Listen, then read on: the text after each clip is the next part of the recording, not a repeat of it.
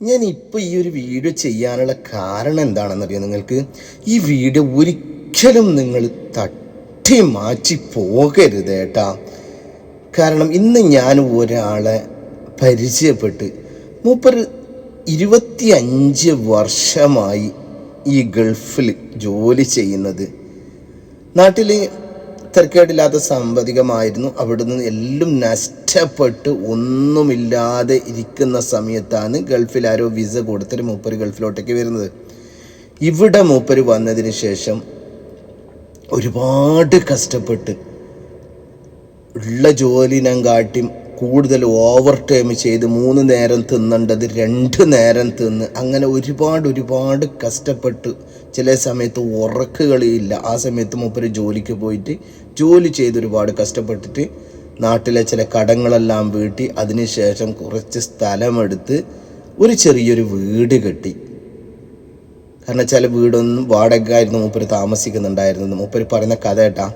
അങ്ങനെ വീട് കെട്ടിയതിന് ശേഷം അവർ ഭാര്യ പറഞ്ഞു, കടങ്ങളെല്ലാം വീട്ടിയിട്ട് ഒരു വീടെടുത്തതിന് ശേഷം നിങ്ങൾക്ക് നാട്ടിൽ തന്നെ വീണ്ടും സെറ്റാകാം, എന്തെങ്കിലും നമുക്ക് ഇവിടെ ജീവിച്ച് പോകാമെന്ന് പറഞ്ഞിട്ട് അങ്ങനെ മൂപ്പര് വീടെല്ലാം എടുത്ത് അൽഹംദുലില്ലാ. പിന്നെ വീടെടുത്തതിന് ശേഷം ഭാര്യ പറയുന്നതാണല്ലോ മൂപ്പരോട്, ഇപ്പം താഴല്ല 2 മുറിയുള്ളത്, നമുക്ക് ഇൻഷാ അല്ലാഹ് കുറച്ചെങ്കിലും നിങ്ങൾ 1 കൊല്ലം നിന്നിട്ട് മുകളിൽ ഒരു 2 മുറി എടുത്തതിന് ശേഷം നമുക്ക് നാട്ടിൽ സെറ്റാവാം, അതല്ലേ നല്ലത്. അങ്ങനെ മൂപ്പര് അവർ ഭാര്യ പറയുന്ന എനിക്ക് തന്നെ കേട്ട് വീണ്ടും ഇൻഷാ അല്ലാഹ് മുകളിലേക്ക് 2 റൂം എടുത്ത് വീണ്ടും വർഷങ്ങളോളം അത് കടം തീർക്കാൻ വേണ്ടിയിട്ട് വീണ്ടും നിന്ന് അങ്ങനെ കഷ്ടപ്പെട്ടിട്ട്. മൂപ്പരൊന്ന് മനസ്സിലാക്കണം, 3 നേരം തിന്നേണ്ടത് 1 നേരം 2 നേരം തിന്നിട്ടാണ് മൂപ്പര് ജീവിച്ചിട്ടുള്ളത്. അങ്ങനെ അത് കഴിഞ്ഞതിന് ശേഷം കടം തീർത്തിട്ട് പിന്നെയും ഭാര്യയോട് ചോദിച്ചു, ഇൻഷാ അല്ലാഹ് നമുക്ക് നാട്ടിൽ തന്നെ നിൽക്കാമല്ലേന്ന്.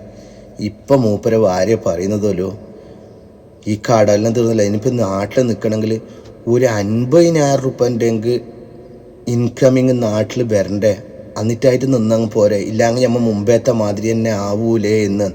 എങ്ങനെ ഇപ്പം നാട്ടിൽ നിങ്ങൾ സെറ്റായാൽ ഒരു മാസത്തിൽ 50,000 റുപ്യ ഉണ്ടെങ്കിലല്ലേ നമുക്ക് ചിലവ് നിൽക്കാനും വേണ്ടിയിട്ടുണ്ടെങ്കിലല്ലേ നമുക്ക് നിങ്ങൾ നാട്ടിൽ നിന്നാൽ ശരിയാവും.